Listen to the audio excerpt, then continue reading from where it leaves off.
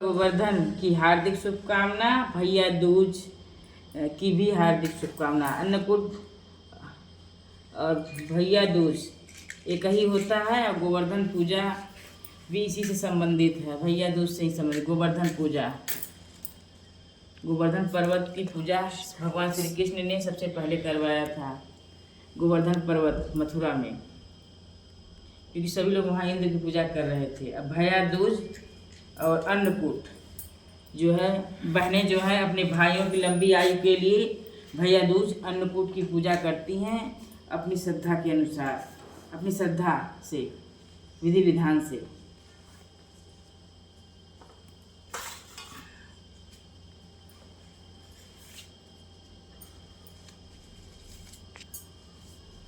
ये हमारे जो है गोधना बाबा है, ये गोधनी माई है। गोधना बाबा गोधनी माई। अन्नकूट और भैया दूज में है जो है गोधना बाबा गोधनी माई की पूजा की जाती है गांव देहात में, और शहरों में सिर्फ टीका लगा के ही पूजन किया जाता है, जो कि हमारी परंपरा है। गोबर के गोवर्धन से गोधना माँ गोधनी माई को बना करके पूजन करना। ये हमारी गोधन बाबा है, हमारी गोधनी माई है। दोनों लोग जो है बहनें इन्हीं की पूजा करती हैं, और पूजा के बाद ये गोधन गोधनी माई ही लंबी आयु, इनके भाई की लंबी आयु देती हैं। जय जय जय गोधना माई गोधनी बाबा की जय हो। फूलों से हम गोधना माई गोधनी माई की पूजा कर रहे हैं, फिर इसके बाद मेरी बेटियां ये पूजा करेंगी। जय हो गोधना माई गोधनी बाबा की जय हो। आप लोग को गोधनी माई की जय हो। गोधनी माई का टीका कर दे रहे हैं हम। जय जय गोधनी माई की जय हो। जय हो गोधनी माई की जय हो। फिर गोधन बाबा का जो है पीले अष्टगंध से कर दे रहे हैं। गोधनी माई को भी थोड़ा पीला लगा दे रहे हैं, पीला चंदन। ये हमारे गोधन बाबा है, गोधनी माई है। सिंदूर से नहीं लगवा रहे क्योंकि अभी मेरी लड़कियां की शादी नहीं हो, छोटी मेरी लड़कियां इस तरह से, नहीं तो ब्याहता जो है सिंदूर से गोधनी माता को टिकती है। मेरी गोधनी माता को सिंदूर, तो इसलिए हमने रोरी सूची का है। जय जय गोधनी माई गोधना बाबा की जय हो। चलो ये जो है थोड़ा थोड़ा गिराव पहले, तो हम कथा कहना प्रारंभ करते हैं। जय जय गोधनी माई की जय हो। गोधनी माई की जय हो। गोधन बाबा की जय हो। गोधन बाबा की जय हो।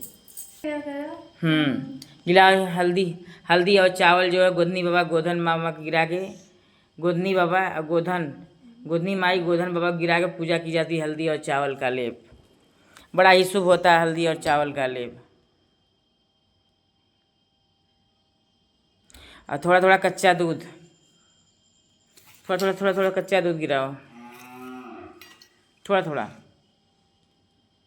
हाँ,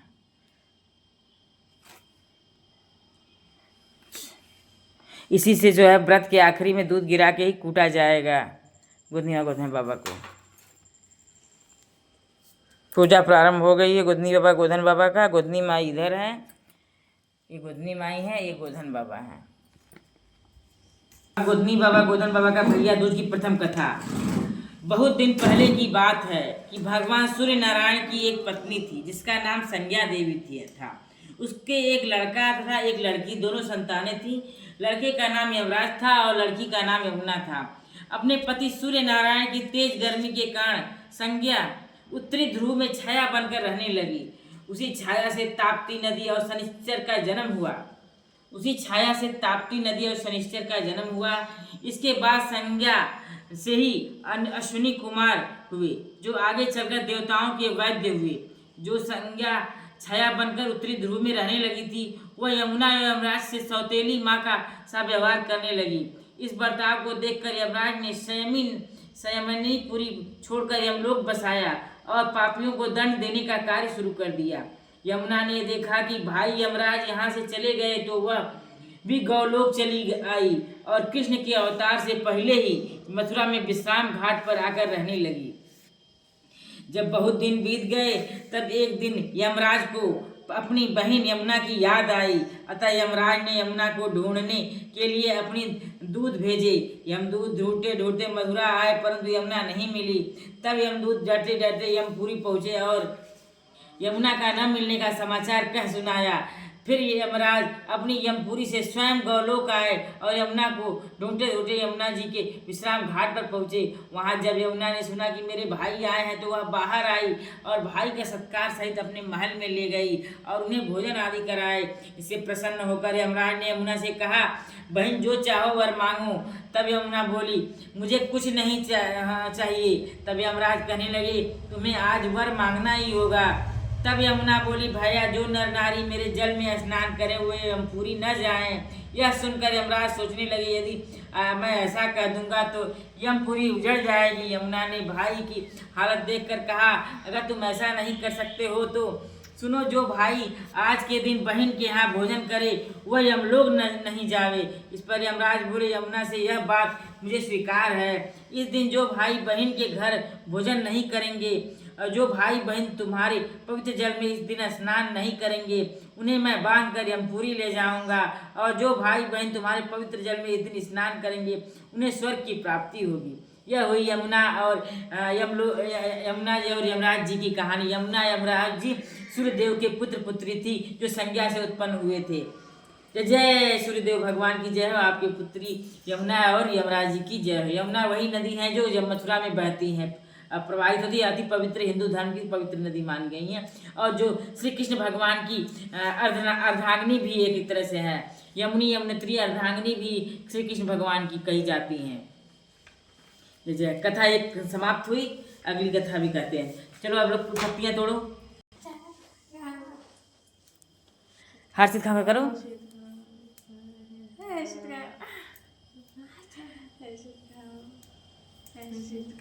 पत्तियाँ तोड़ी जाती, पत्तियाँ तोड़ के गोधन गोधनी बाबा पे डाली जाती है। देखिए त्यौहार कितना ही पवित्र त्यौहार है। इसमें पूजा देखिए गोबर से होता है, यानी गौ माँ का गोबर है, उनसे हमने गोधन गोधनी बाबा बनाया हुआ है और प्रकृति से कितना नज़दीक है यह। और दूसरा जो है, ये प्रकृति के जो वनस्पतियाँ हैं जो आयुर्वेदिक रूप से अति महत्वपूर्ण है, चिड़चिड़ा है और ये इन सबों का जो है, और बेर है, चिड़चिड़ा, बेर, घरैला, ये सब का जो है इन पे तोड़ तोड़ के डाला जाता है, जो आयुर्वेदिक रूप से भी अति महत्वपूर्ण है। ये पत्तियाँ जो है कितना पवित्र त्यौहार है और पवित्रता के साथ साथ ये आयुर्वेदिक चीज़ें जो है तोड़ तोड़ डाली जाती हैं, जिससे भाई निरोग रहे, रोग रहित रहे और उसे अधिक शक्ति प्रदान मिले। थोड़ा थोड़ा फूल अर्पण करो पीला।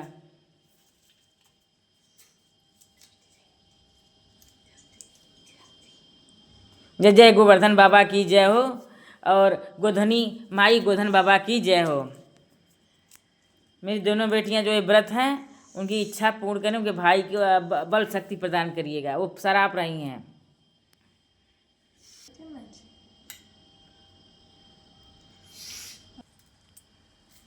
हाँ, सब पे लाई चावल गिराओ। लाई चावल से अन्नकूट है ना, अन्न के भी कूटने की है ना परंपरा। अन्नकूट, गोधनी गोधना कूटना, अन्न कूटना, गोधना कूटना कहते हैं, गोधना कूटना। भैया दूज की दूसरी कथा, यह भी जो है पौराणिक कथा है, बहुत ही पुरानी कथा है, भगवान कृष्णा के समय की कथा। प्राचीन समय मथुरा नगरी में एक राजा राज्य करता था। उसके एक रानी थी, वह सर्वगुण संपन्न और सुशील थी। वह गर्भवती थी। उसके यहाँ एक महत रानी आती थी, वह भी गर्भवती थी। उन दोनों में यह शर्त हो गई कि तेरे लड़का हुआ और मेरी लड़की हुई, अथवा तेरी लड़की हुई और मेरा लड़का हुआ तो आपस में एक दूसरे की शादी कर लेंगे। यदि दोनों के लड़के हुए तो आपस में मित्र हो जाएंगे, यदि हम दोनों की लड़कियां हुई तो आपस में सहेली बनकर रहेंगी। दोनों ने यह शर्त मंजूर कर ली। रानी की लड़की हुई और माता रानी के लड़का हुआ। रानी की लड़की जब बड़ी हुई तो यह बात उसे मालूम हुई कि मैं महारानी के घर ब्याही जाऊंगी।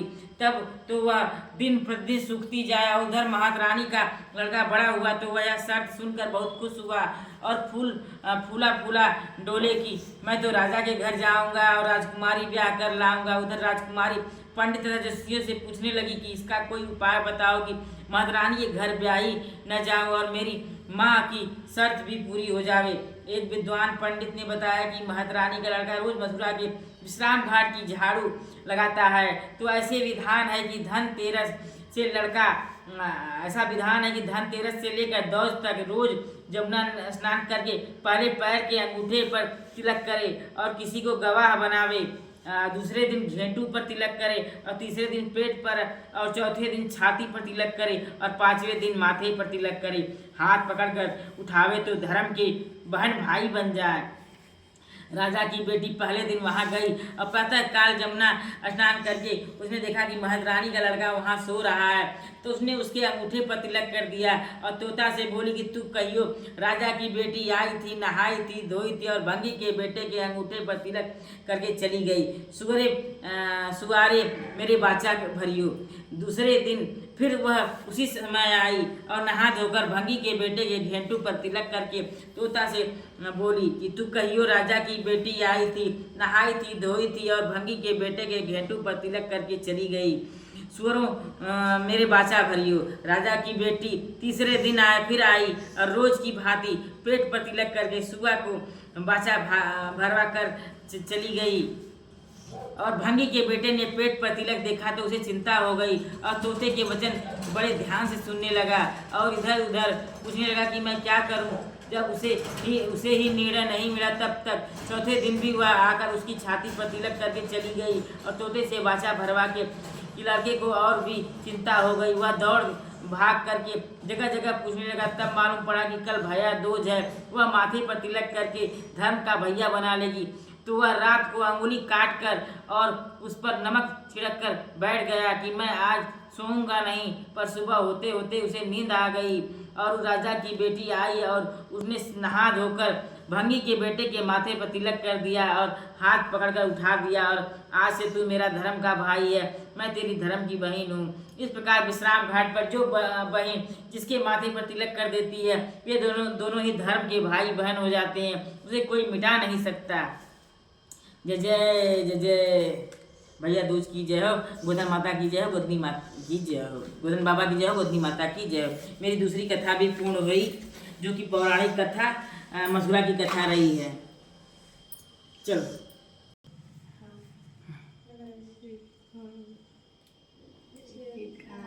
बहनें जो है अभिशाप रही हैं भाई को। अभी व्रत के दौरान जब पूजन होता है तो अभिशापती हैं, उसके व्रत समाप्त होते ही जो है आशीर्वाद मांगती हैं गोधनी माता और गोधन बाबा से कि हमें ऐसा बल दीजिए कि हाथी का बल दीजिएगा। अभी अभिशाप रहे भी बल मांगेंगी भाई के लिए अपने। चावल और हल्दी का मिश्रण घोल जो बहुत ही पवित्र होता है। हिंदू धर्म के प्रत्येक त्यौहार लगभग सभी त्योहारों पर चाहे आज लंबी आयु के लिए भाई का की हो, चाहे बच्चे की आयु हो, चाहे पति की आयु, सभी में एक घोल बनता है। फूल, फिर अन्न को भी कूटना, अन्न भी डालो। अपने बच्चों को हम बताते जा रहे हैं, बच्चे मेरे कर रहे हैं। बच्चों में मेरी बेटियां अपने भाई हर्षित के लिए यह व्रत की हुई हैं। फिर थोड़ा थोड़ा दूर दर पर कर दो, दो दो बूंद, थोड़ा थोड़ा थोड़ा थोड़ा थोड़ा।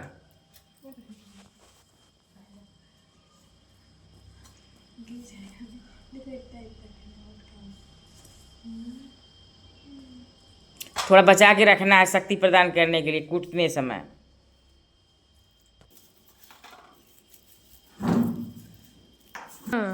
अब मैं तीसरी कथा, ये भी कथा भगवान कृष्ण के समय की ये कथा है।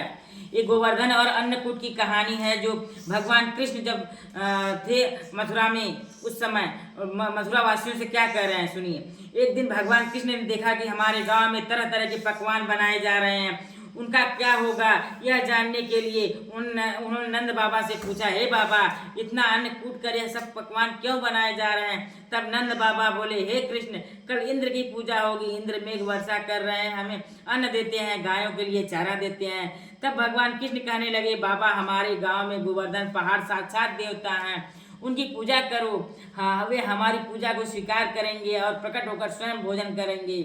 इंद्र भी कुछ नहीं है जिसकी आप लोग व्यर्थ में पूजा करते हैं। कृष्ण की बात सबने मानी और गोपिकाओं गोवर्धन को पूजने के लिए गए। तब भगवान श्री कृष्ण अपना चतुर्भुज रूप रखकर स्वयं गोवर्धन पर्वत पर बैठ गए और गोपों के भोग को खाने लगे। तब से गोवर्धन पर्वत का महत्व बढ़ गया और इंद्र की जगह सब लोग गोवर्धन की ही पूजा करने लगे।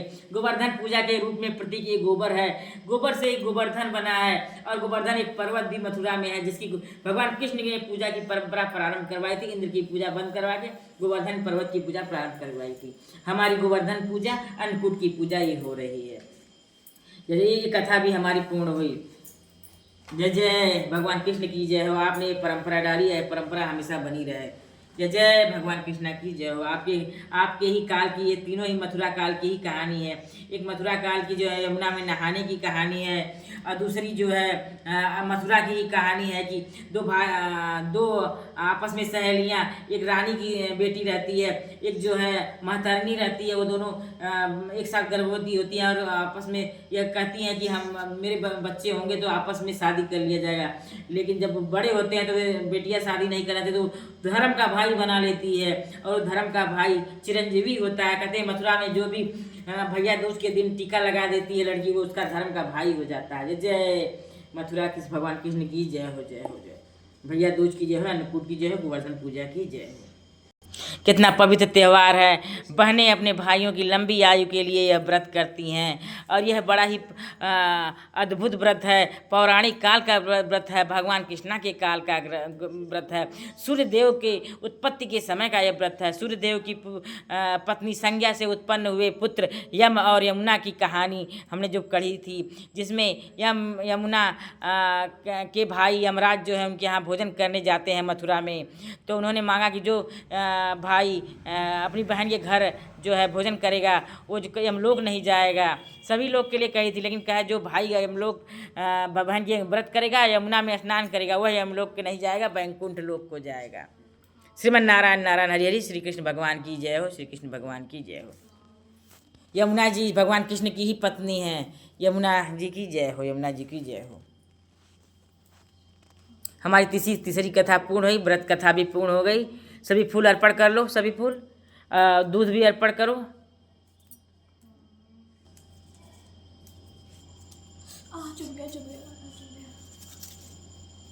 फूल अर्पण करो, थोड़ा सा रह देना बस, कूटने के लिए थोड़ा सा फूल रहने दो, कूटने के लिए। हाँ, सब अर्पण करो।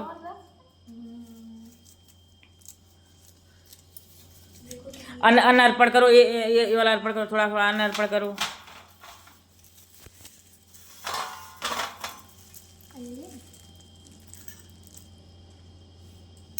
ये नहीं और वो एक चम्मच हल्दी गिरा दो जी, तुम गिरा दो। हाँ, इस पे गिराओ, इस पे। हाँ चलो इसी पे सब गिरा दो। चलो जैसे जैसे हर्षित को सर भाई को सरपा वैसे मिले हनुमत का बल।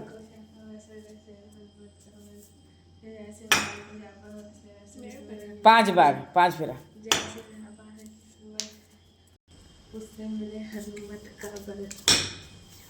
चलो आओ शिवानी, एक चम्मच हाँ उसी पे डालो। ये जो है मूसल से किया जाता है लकड़ी की, लेकिन हमारे पास मूसल नहीं है तो हम लोहे के छड़ से हैं, इसी से हम कुटवा दे रहे हैं। हाँ थोड़ा सा दूध, शक्ति प्रदान। हर्षित को भेजो, टीका कर लो पहले हर्षित का भैया दूज टीका अभी करवाएंगे।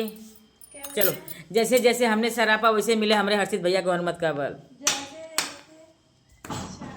वैसे मिले हर्षित भैया को हनुमत का बल। हाँ वैसे मिले हर्षित भैया को हनुमत का बल। जय गोधनी माई गोधनी बाबा, शिवानी की हर्षित भैया को हनुमत का बल दीजिए। आयु जोड़कर आपको समर्पित कर रही हैं हर्षित की। दोनों गोधन बाबा को भी प्रणाम करो और गोधनी माई को भी प्रणाम करो। चलो और नजदीक जाओ। हाँ जय गोधनी बाबा, गोधन बाबा इधर दोनों माँ, ये गोधनी माई है, गोधन बाबा हैं।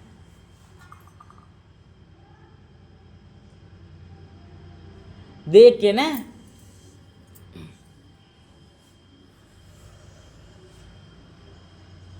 जय हो गोधन बाबा गोधनी माई की जय हो।